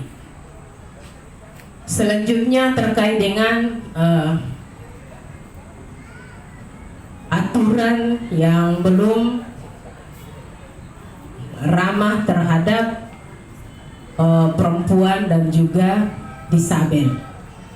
Ya. Tapi kalau di Undang-Undang Pemilu, kalau tidak salah di pasal 193 atau 93 itu mengatur tentang partisipasi yang melibatkan disabel dan bagaimana memberikan akses kepada disabel pada saat melakukan pengawasan maupun bisa menjadi pemantau pemilu. Saya kira itu adalah kewenangan yang sudah diberikan undang-undang. Tinggal bagaimana masyarakat kalau di pemilu 2019 sampai 2020 dan di 2024 kemarin biasa dengan Ibu Min. Nah itu kami melakukan sudah kerjasama dengan beliau. Apakah sekarang beliau sudah diganti atau belum?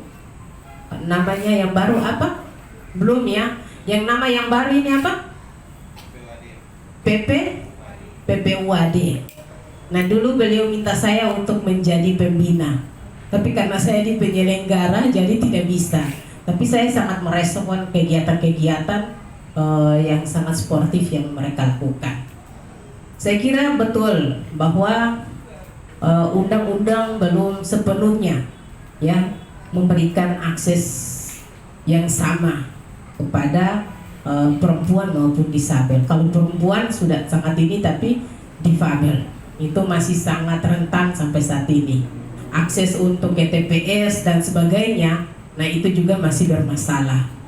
Nah itu yang mudah-mudahan ke depan ini menjadi catatan dan kawan-kawan, saya kira sebagai masyarakat sipil harus memberikan masukan ini sehingga perubahan undang-undang itu juga wajib memperhatikan bagaimana kepentingan difabel dan juga perempuan. Tadi misalnya terkait dengan perlindungan kekerasan, diskriminasi dan sebagainya, ya itu harus menjadi catatan penting untuk kita ke depan. Apalagi ya?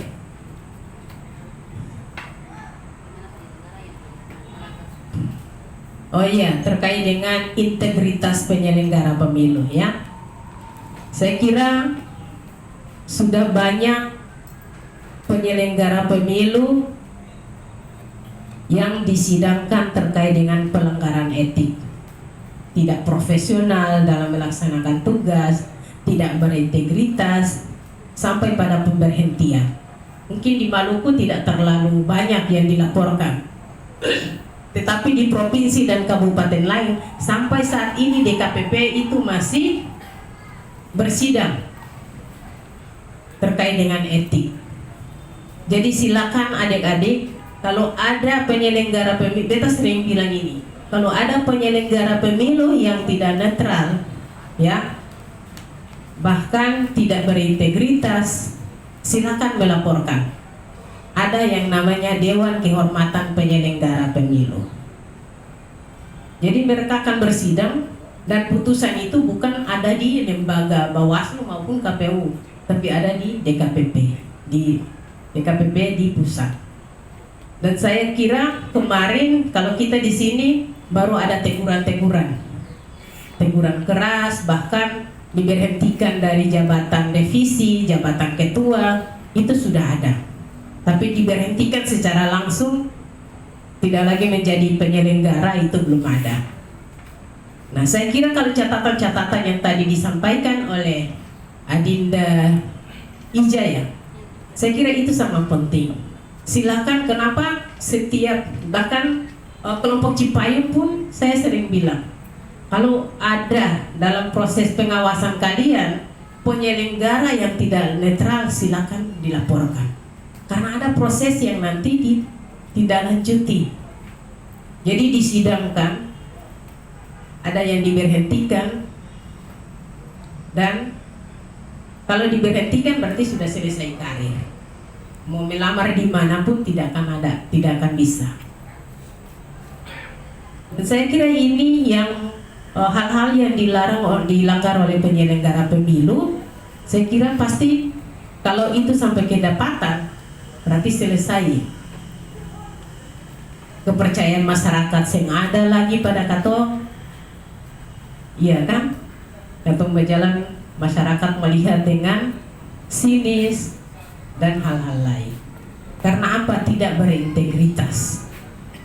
Sehingga hal-hal ini yang harus dijaga oleh penyelenggara pemilu.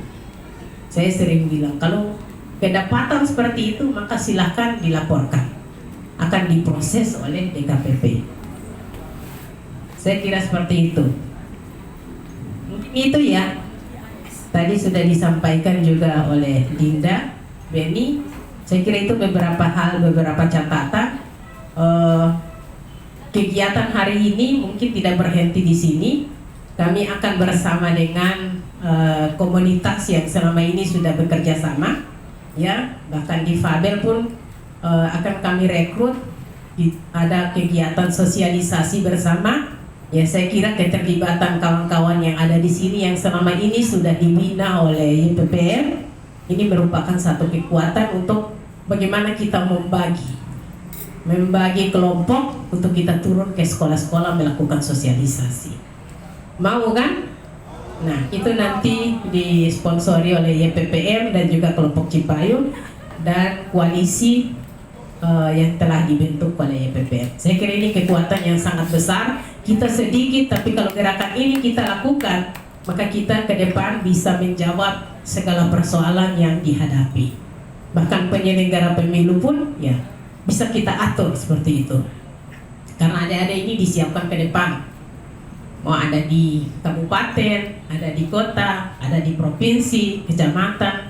Saya kira ini adalah produk-produk yang sangat potensial yang disiapkan untuk ke depan seperti itu. Tapi jangan semua jadi penyelenggara pemilu, nanti tidak ada yang mengkritisi penyelenggara pemilu. Iya, jadi seperti itu. Jadi kita nanti menyeimbangkan. Baik, terima kasih, saya kembalikan.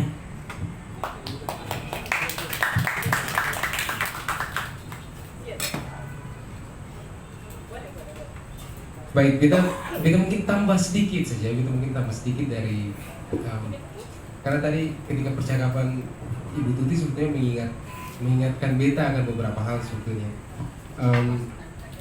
Atau tahu persis bahwa partai politik itu punya tugas besar dalam melaksanakan pendidikan politik gitu ya. Ini sebetulnya untuk merespon tantangan pemilih pemula yang ke depan dalam jangka waktu beberapa tahun hingga 2029 akan sangat masif bangkit begitu. Dan sebetulnya tugas pendidikan politik ini kan tidak sepenuhnya dibebankan ke Bawaslu dan juga masyarakat sipil gitu, kelompok-kelompok masyarakat sipil seperti YPPM dan juga OKP Cipayung. Tapi tugas etis partai politik itu salah satunya yakni melakukan pendidikan politik. Karena kita tahu struktur partai politik itu kan sangat kompleks, mulai dari pusat hingga ke level desa pun bahkan ada itu.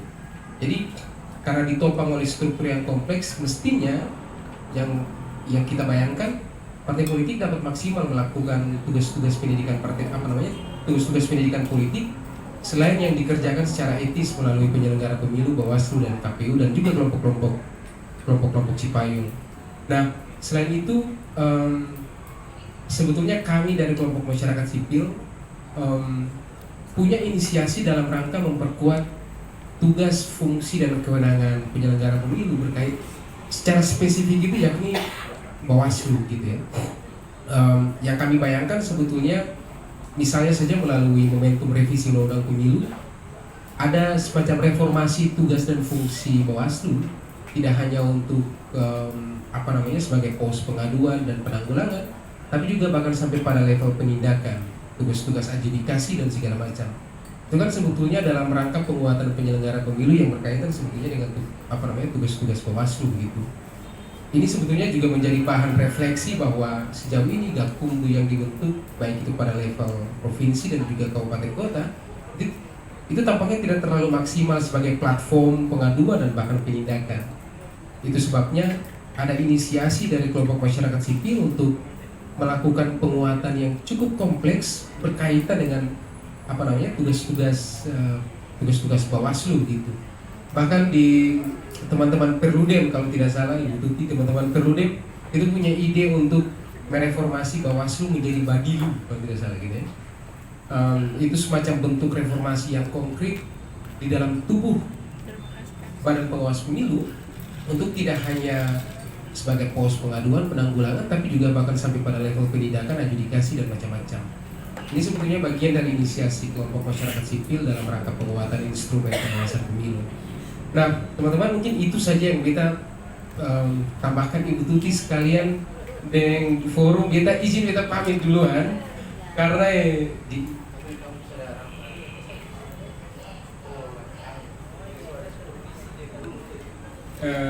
iya, jadi kita izin pamit duluan balik ke kampus, teman-teman. Terima kasih atas diskusi dan perpikiran yang luar biasa. Sekian dan terima kasih dari kita pamit, kita kembalikan ke moderator. Terima kasih. Ya, terima kasih sekali lagi buat Abang Beni atas pemaparan untuk sore hari ini. Hati-hati, Abang Beni. Oke, mungkin ada yang mau tambah satu? Kemudian kita dari Koalisi Milenial Inklusi juga. Tadi sebenarnya pertanyaannya Pak Beni, tapi sekarang ke Ibu Tuti langsung. Akhir-akhir ini Bu, kita dari Koalisi Masyarakat Sipil yang dipayungi dan diwadahi oleh Perludem itu membuat rekomendasi rancangan revisi Undang-Undang Pemilu. Nah, di revisi itu ada 3 buku, kalau 3 atau 4 buku kalau tidak salah. Nah, tapi yang menjadi problem adalah tidak ada terkait dengan kepulauan, isu-isu kepulauan. Dan tadi sempat dinotis sama Bang Beni, ada kita tahu bahwasannya Maluku ini banyak wilayah kepulauan yang blind spot. Nah, kalau tidak salah dulu saat kita teman-teman Cipayung bermitra dengan Ibu Tuti di Bawaslu, Ibu Tuti sempat notis bahwasannya ada program Bawaslu namanya Mengente Kampung, kalau tidak salah.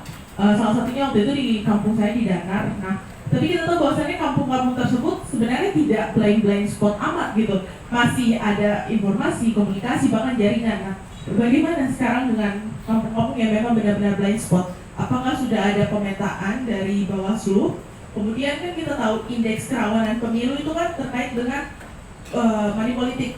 Nah, di wilayah Maluku sendiri, ini dinasti dan juga incumbent tadi sempat disinggung oleh KBN itu masih banyak. Apakah IKP itu bisa menjadi indeks juga untuk early warning system wilayah-wilayah yang memang indikasi politik dinastinya itu kuat? Mungkin seperti itu Ibu yang pertama.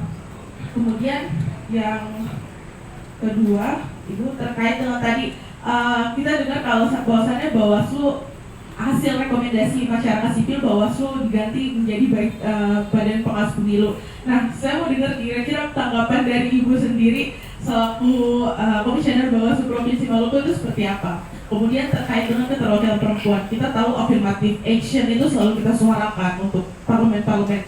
Tapi kenyataannya lagi dan lagi penyelenggara hanya 1 orang perwakilan perempuan, itu pun nggak sampai 30% itu tidak sampai, mungkin hanya 10% gitu. Tapi yang selama ini kita suarakan hanya perwakilan perempuan di DPR, sementara penyelenggara dan pengawas pun hanya 1 gitu perwakilan perempuan. Sebenarnya ini yang salah, apakah undang-undangnya memang harus direvisikan atau memang gerakan perempuan yang kurang untuk mendorong afirmasi action itu. Kemudian teman-teman Bawaslu Karisa satu lagi. Kita dari Cipayung tadi udah dinotis Ibu Tuti, kita akan melakukan yang namanya Mengente Kampus. Mungkin nanti teman-teman bisa join. Rencananya akan berjalan di bulan depan, bulan November. Jadi besar banget harapan kita dari alumni Cipayung supaya teman-teman bisa join sama kita. Mungkin sampai di sini saja karena kalau di sana dia sudah bahagia dengan pilihannya. Terima kasih. Punya hak suara lagi, namun kita copet biasanya Pantarmen ambil data. Mereka sudah tidak punya nama di kakaknya misalnya, tapi nanti data ketika diambil lagi, bawa ke tingkat rekapitulasi hasil pleno tingkat desa dan federasi sebagainya sampai ke Bawaslu tingkat KPU. Hanya itu selalu saja dia tetap ada namanya orang meninggal masih punya hak memilih. Kita sudah jelaskan bahwa karena memang salahnya itu masyarakat yang dimana Ibu Tuti sudah jelaskan misalkan orang meninggal itu mestinya harus mengubah akta begitu. Tapi kalau kita ini sudah jelaskan dengan baik buat masyarakat agar mereka dapat memahami hal yang kemudian kita sampaikan, tapi selalu aja mereka mensalahkan kita untuk mengadakan selalu organikan itu hanya kayak masih punya hak sendiri. Pada saat itu biasanya kalau kita membagikan, kita mendistribusikan undangan itu kita tetap saja patuh kepada aturan. Biasanya itu saya bilang tuh, biasanya saya kerja berat aturan kayak tidak terlalu paham, saya tidak perlu lagi misalkan orang lain mereka mengkritik lagi kenapa orang meninggal kok masih didistribusikan surat suaranya. Jadi kita sudah jelaskan perundangan, mereka hanya tidak paham bagaimana sih mestinya bisa memberikan atensi baik, misalnya kayak sampaikan di penyelenggara tingkat Bawaslu dan KPU sebagainya agar bisa mengadakan aturan baru, misalkan kayak pengadaan semacam kode TPS begitu dari KPU langsung, sehingga kita bisa dapat menjelaskan secara terperinci agar setiap pemilu akan datang itu walaupun dari mereka punya akta tidak diubah, tapi kode itu sudah langsung dari Komisi Pemilihan Umum untuk sampaikan kepada masyarakat agar orang meninggal itu tidak punya hak memilih lagi atau bagaimana.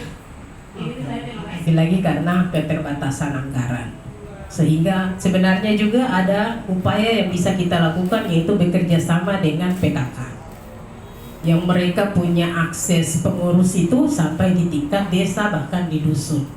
Saya kira ini juga kekuatan untuk ke depan bagaimana memberikan pemahaman tentang undang-undang pemilu itu kepada masyarakat. Salah satunya terkait dengan data pemilih yang sudah meninggal, pindah domisili, sudah menjadi TNI Polri dan sebagainya. Nah, saya kira ini yang harus kita lakukan sekarang untuk menjawab bahwa di 2029 tidak ada lagi persoalan seperti yang ada di pemilu di 2024.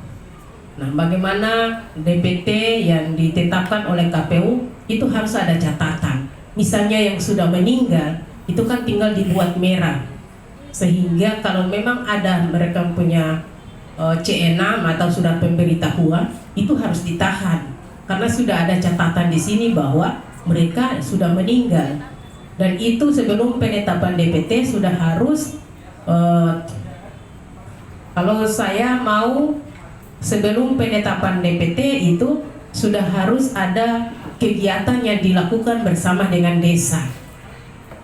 Misalnya RT RW dikumpulkan sehingga DPT ini memang ada masukan masyarakat yang biasa ditempel sebelum masih DPS, sebelum ditetapkan sebagai DPT. Tapi mau masyarakat mau datang lihat dan membaca itu juga kan ya kita tahu bersama masyarakat atau punya masyarakat ini kan serba malas untuk hal-hal yang begitu. Kalau tidak ada kepentingan diabaikan. Nanti pada saat ada kepentingan itu jadikan sebagai masalah. Jadi harus ada langkah-langkah yang harus katong menjawab persoalan-persoalan yang selama ini dan setiap pemilu katong hadapi. Dan masalahnya itu saja, sehingga ada masalah lain. Nah, kenapa pemilu hampir kurang lebih sudah 12 kali katong lakukan ya, dari tahun 94, 99 sampai pada 97 sampai 9 sekarang yang kita lakukan, persoalan itu sama saja. Persoalan tentang data pemilih, politik uang maupun yang lainnya. Nah, di mana letak kesalahan itu? Apakah ada di penyelenggara pemilu, ataukah kurang sosialisasi, ataukah masyarakat sipil yang disalahkan? Sudah ikut kegiatan banyak-banyak, sosialisasi banyak-banyak, tapi dia hanya sampai di kita saja, tidak melanjutkan. Ataukah banyak persoalan lain penyelenggara pemilu yang acuh tahu? Saya kira persoalan-persoalan ini juga yang harus menjadi catatan untuk kita perbaiki ke depan. 5 tahun ke depan ya mungkin ada ini akan menggantikan penyelenggara yang ada saat ini. Nah, bagaimana berada di sistem? Saya sepakat dengan apa yang disampaikan tadi oleh Dinda Ben. Katong bisa ribut. Pada saat berada di sistem, pasti adik-adik akan merasakan seperti apa yang kami rasakan. Diintimidasi dan lain sebagainya. Bagaimana mengambil kebijakan dengan persoalan yang ada di luar. Jadi apakah sistem ini akan kita tinggalkan untuk katong punya generasi ini, ataukah harus melakukan perubahan? Maka perubahan itu sekarang yang harus kita lakukan, memberikan pemahaman pendidikan politik yang baik kepada katong punya generasi yang sebagai pemilih pemula ini, karena mereka yang nanti menjawab persoalan-persoalan di pemilu ke depan. Selain persoalan yang selama ini terjadi ya terkait dengan DPT tadi. Kalau saya seperti itu, karena yang tahu orang yang sudah meninggal dan belum, yang sudah meninggal yang pindah memilih, yang sudah TNI Polri, itu kan katong punya RT RW, dan itu mudah untuk dijangkau kok. Kalau katong sudah turun sampai di RT RW itu, karena mereka hafal semua orang punya masyarakat. Tapi kalau kita hanya mainnya di capil, bagaimana capil mau tahu di bawah? Saya bisa. Kita harus turun langsung. RT RW itu yang menjadi kunci. Karena mereka tahu bahwa hari ini dia punya masyarakat, ada yang sudah TNI Polri, ada yang sudah pensiun. Oh, dia ini tentara 2 tahun dia sudah pensiun. Yang itu tahu hanya katong punya masyarakat yang ada di lingkungan di situ. Tapi kalau katong hanya duduk sudah nanti capil saja. Capil juga tidak punya catatan sampai sedetail itu. Jadi ini adalah dorongan-dorongan masyarakat sipil ini. Saya kira menjadi catatan juga rekomendasi misalnya yang kemarin sudah ada. Hari ini juga misalnya ada penambahan rekomendasi. Maka itu disampaikan kepada KPU dan Bawaslu. Sehingga terkait dengan perubahan ke depan misalnya PKPU harus sedetail mungkin, Perbawaslu juga. Nah, ini bisa dimasukkan. Kalau awal Bawaslu harus tindak lanjuti sampai selesai. Karena memang betul saat ini, maksudnya di pemilu kemarin kami juga bukan kewalahan. Ya dibilang itu juga bisa karena terkait dengan penanganan politik uang. Politik uang itu sulit sekali kita buktikan.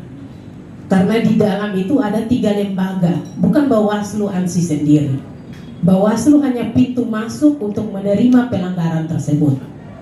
Setelah dinyatakan syarat formil material itu terpenuhi dan juga terpenuhi unsur pasalnya, maka itu akan ditindaklanjuti di dalam Gakumdu yang di dalamnya ada polisi dan kejaksaan. Nah, kita sering berbeda pendapat di situ. Ada polisi sudah sampai di kepolisian penyidikan bahwa ini belum memenuhi unsur pasal. Akhirnya balik lagi, naik lagi, balik lagi, naik lagi. Dan yang kita temukan banyak persoalan itu adalah terkait dengan barang bukti, misalnya berupa uang atau beras. Banyak yang dihadirkan saksi, barang bukti itu sudah tidak ada. Apalagi kalau uang, itu ada yang bilang, oh katong su beli makanan. Lalu bagaimana ibu, makanan katong su makan? Berarti kan barang bukti su hilang, uangnya tidak ada lagi. Misalnya beras, minyak dan sebagainya, mereka sudah masak dan tidak ada lagi. Banyak yang kami dapatkan itu adalah terkait dengan itu. Tapi kalau ke depan ini dibagi, saya kira kalau Bawaslu menjadi badan peradilan khusus, saya kira pasti masing-masing fokus. Pengawasan ya serahkan ke masyarakat sipil yang melakukan itu. Lalu nanti pelanggaran-pelanggarannya ya tinggal Bawaslu ya menangani. Nah itu yang banyak catatan yang dibuat oleh Perludem ya salah satunya, dan mewajibkan bahwa yang menjadi penyelenggara pemilu khususnya di Bawaslu itu harus sarjana hukum. Kalau sekarang kan semua sarjana masuk, ya, mau sarjana urus-urus tanah, sarjana urus-urus pohon, semuanya masuk untuk tangani pelanggaran pemilu, dan itu wajib harus belajar lagi.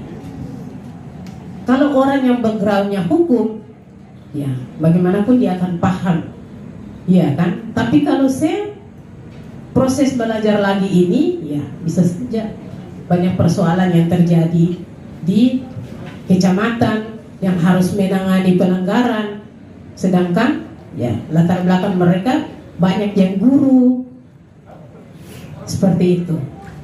Nah, tapi peningkatan kapasitas ya kita tidak bisa membohongi, itu bisa dilakukan, tapi itu sejauh mana orang punya pemahaman terkait dengan penyelesaian penanganan pelanggaran itu sendiri. Saya kira ini adalah catatan-catatan penting yang ke depan ya masyarakat sipil harus mendorong, sehingga sistem pemilu ke depan yang sampai saat ini juga belum final, belum ada titik terangnya ya terkait dengan penyelenggara pemilu maupun pelaksanaan pemilu itu sendiri. Saya kira ini yang masih belum menjadi masih abu-abu sampai saat ini, karena belum adanya pembahasan tentang undang-undang pemilu maupun pemilihan itu sendiri. Ya, jadi mari kita terus menyuarakan yang terbaik ke depan untuk Indonesia, untuk atau punya negeri ini, yang terbaik ke depan terkait dengan demokrasi itu seperti apa. Berarti kita harus terus-menerus melakukan diskusi-diskusi yang kecil-kecil seperti ini, sehingga kita banyak mendapatkan persoalan-persoalan.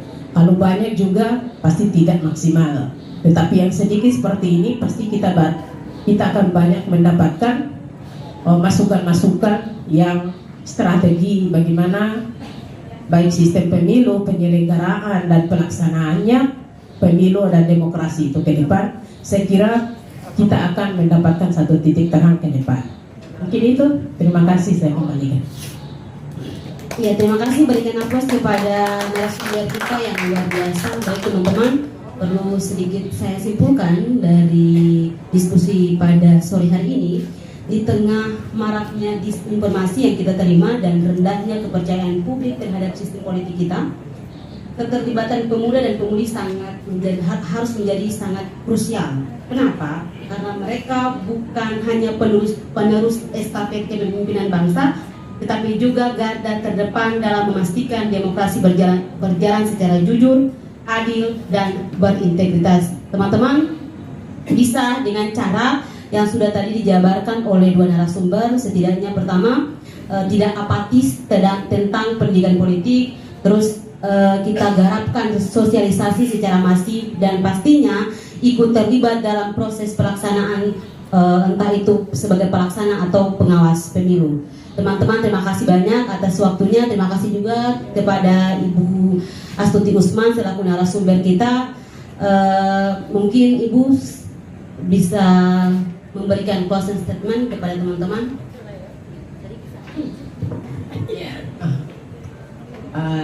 Saya kira yang harus kita lakukan ke depan adalah kita terus melakukan edukasi ya, pendidikan politik maupun ke depan itu secara sistematis, sehingga kita dapat menjawab persoalan-persoalan yang kita hadapi pada pemilu sebelumnya.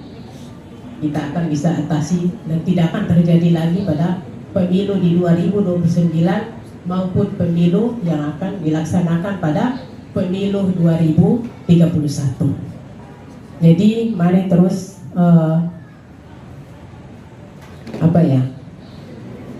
menyatukan kekuatan yang sudah ada ini, karena ini adalah kita sedikit tapi kekuatan ini kalau terus menerus disuarakan, saya yakin bahwa ke depan kita bisa pasti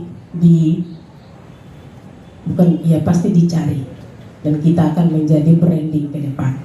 Itu kita lakukan dari hal-hal yang kecil, karena dari yang kecil maka kita akan melahirkan sesuatu yang besar. Mungkin itu, terima kasih. Billahi taufiq wal hidayah. Wassalamualaikum warahmatullahi wabarakatuh. Baik, terima kasih teman-teman. Mungkin dengan berakhirnya closing statement tadi, maka berakhir pula rangkaian diskusi kita pada sore hari ini. Selanjutnya akan dipandu lagi oleh MC. Teman-teman, selamat Hari Sumpah Pemuda 2025. Tetap bergerak, tetap bersatu, dan tetap jadi suara perubahan. Tetap merawat semangat pemuda dan menyalakan api demokrasi. Akhir kata, kita tutup dengan pantun. Jika pergi jangan sendiri. Cakep, jawab cakep. Ulang. Jika pergi jangan sendiri, agar tidak lupa kembali. Saya pamit undur diri karena di luar sana ada yang menunggu. Akhir kata, billahi taufiq wal hidayah. Wassalamualaikum warahmatullahi wabarakatuh. Shalom, Om Swastiastu, Namo Buddhaya, salam kebajikan, tabiat. Saya persilakan Bunda narasumber untuk